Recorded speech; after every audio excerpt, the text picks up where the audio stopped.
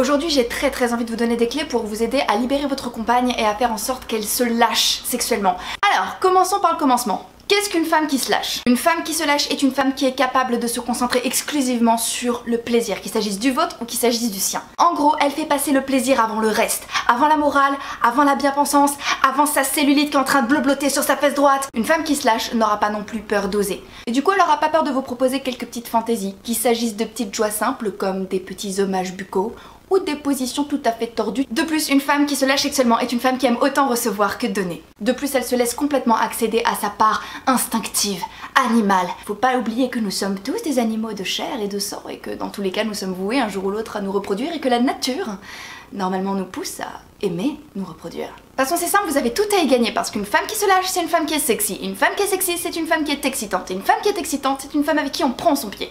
C'est tout bénef pour vous les gars. Alors, il est de renommée mondiale que la sexualité féminine est assez difficile et en réalité elle repose sur deux facteurs absolument essentiels. Alors, quel est ce premier facteur qui va permettre à une femme de se sentir féminine, sexy et de se lâcher complètement sexuellement? En réalité c'est assez simple. La sexualité d'une femme est très égocentrée et le meilleur moyen de faire en sorte qu'une femme se lâche, c'est de faire en sorte qu'elle se sente sexy. Et bien c'est très simple, ça va passer par le regard et le sourire.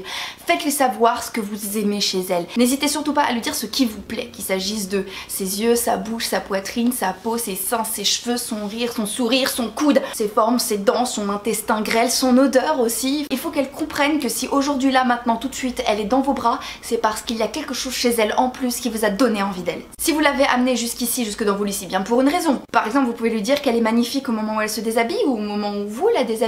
Vous pouvez notamment embrasser certaines zones de son corps et lui dire que vous les appréciez tout particulièrement.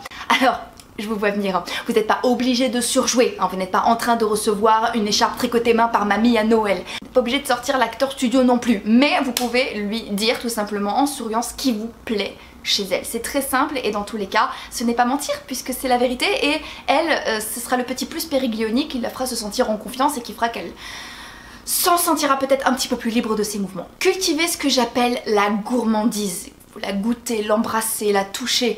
Montrez-lui que vos sens sont avides d'elle, que votre corps la réclame et ça passe par le physique. Faites-lui sentir que c'est elle que vous voulez, qu'elle n'est pas une poupée interchangeable, qu'elle n'est pas votre plan B ou votre plan C. La pire chose que vous puissiez faire pour l'inhiber, c'est de lui parler de ses défauts. Carton rouge, jamais. Parce que non seulement elle ne se libérera jamais, mais en plus elle vous le fera payer à un moment ou à un autre, alors c'est pas une bonne idée. En plus, le moment où on est tout nu, c'est un moment où on est particulièrement vulnérable, donc il est très important dans ces moments-là de se sentir en confiance et de sentir que la personne que l'on a en face de nous a un regard bienveillant. Et c'est le moment de lui montrer ce regard bienveillant. Si elle vous parle de ses défauts, dites-lui tout simplement que la circonférence de ses fesses n'est pas un facteur que vous avez pris en compte pour la choisir. Tout simplement.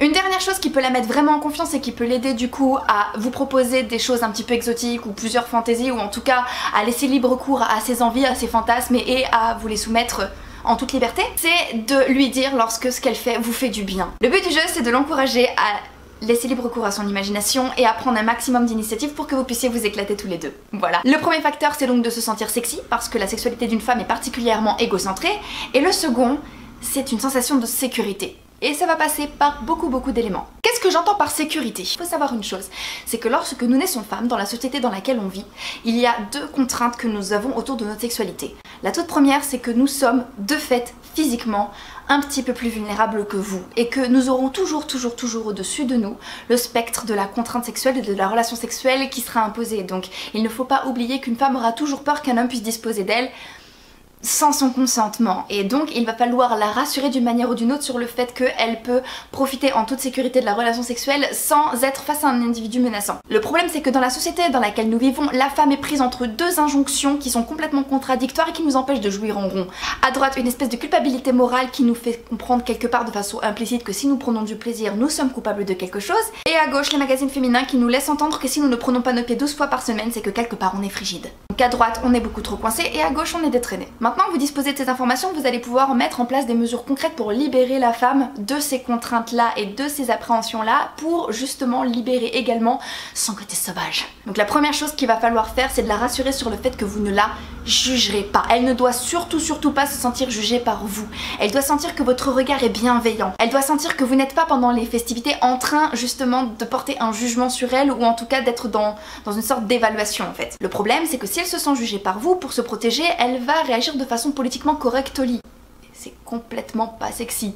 Du coup elle va s'arrêter à ce qu'elle a vu dans les films d'amour avec Hugh Grant. Enfin, je sais pas vous mais moi les scènes d'amour des comédies romantiques elles me font pas lever un sourcil hein, perso. En fait se surveiller au lit c'est anti-sexy, c'est anti-animal, c'est anti-naturel. Il faut pas oublier que la nature nous a déjà programmés pour nous reproduire et donc il faut laisser à ce moment-là cette part d'instinct et d'animalité se libérer chez nous et la femme doit sentir qu'elle peut le faire devant vous. Je veux dire, c'est censé être un bon moment. Elle doit pouvoir fermer les yeux, se concentrer en toute confiance sur son plaisir sans même se demander ce que vous en pensez. En l'occurrence, pour qu'une femme se lâche au lit, elle doit être dans le lâcher prise. Et devoir se maîtriser, c'est l'ennemi ultime du lâcher prise. L'autre chose que vous pourrez faire pour la rassurer, c'est de bien lui faire comprendre que vous resterez discret sur la température de vos ébats. Je m'explique, une femme aura énormément de mal à se lâcher sexuellement si elle sait que ça fera le tour de la ville. Donc c'est très simple, vous gardez tout ce que vous faites pour vous. La troisième chose qui peut l'aider à lâcher prise, c'est de faire en sorte qu'elle se sente menée, éventuellement dominée. Bien évidemment, il faut faire les choses avec bienveillance et vous assurer de son consentement. Mais ce n'est pas parce qu'une femme a des responsabilités et qu'elle est très active dans la vie qu'elle n'a pas envie de se laisser dominer au lit. L'un et l'autre sont tout à fait compatibles. Bien évidemment, le but du jeu c'est de comprendre un peu sur quel mode est votre partenaire. Mais si vous avez saisi chez elle une envie de se laisser porter par les événements, n'hésitez pas à prendre les choses en main et à la mener tout simplement à prendre les directives des ébats. Le fait de savoir qu'au lit on peut s'abandonner dans les bras d'un homme qui nous respecte mais qui en même temps peut prendre les choses en main, ça fait du bien. De toutes les manières possibles. Pour revenir au point que j'énonçais plus haut et qui est très important, pour qu'une femme se sente en sécurité avec vous dans vos bras, il faut qu'elle sente que dans tous les cas, quoi qu'il arrive, vous respecterez son consentement. C'est-à-dire que si elle n'est pas à l'aise avec une pratique, aussi agréable soit-elle, elle peut évidemment avoir le droit de dire non et il faut qu'elle sente que vous respecterez ses choix. Comme je vous l'expliquais un petit peu plus tôt, nous les femmes sommes plus vulnérables que vous physiquement et quelque part depuis toute petite on a intégré le fait que vous représenterez toute notre vie un danger. Nous ne sommes pas en train de dire que vous êtes tous des agresseurs potentiels, nous sommes juste en train de dire que la société nous l'a bel et bien mis dans la tête et que nous, quand nous sommes toutes nues dans vos bras, nous sommes particulièrement fragiles. Et de savoir qu'un homme, dans tous les cas, ne profitera pas de sa force physique pour disposer de nous et pour nous faire des choses dont nous ne voulons pas, c'est terriblement rassurant pour une femme et je peux vous assurer que vous allez augmenter son potentiel liberté sexuelle de 12 000 points minimum. Et ce n'est pas parce que là, tout de suite, maintenant, elle est à quatre pattes avec ses cheveux dans vos mains et que vous êtes en train de lui proférer des insultes en allemand que vous ne la respectez pas. Donc faites-lui comprendre que vous faites bien la distinction entre le respect et la sexualité. Et vous pouvez tout à fait avoir des ébats complètement torrides avec quelqu'un que vous respectez profondément. Et le dernier conseil pour aider une femme à se lâcher sexuellement et donc à bien vous amuser au lit, bah, c'est tout simplement de la rassurer sur le fait que la nuit que vous passerez n'aura pas de conséquences néfastes. Là aussi, il faut bien que vous compreniez que l'acte sexuel pour une femme peut avoir des conséquences négatives un petit peu plus importantes que pour vous.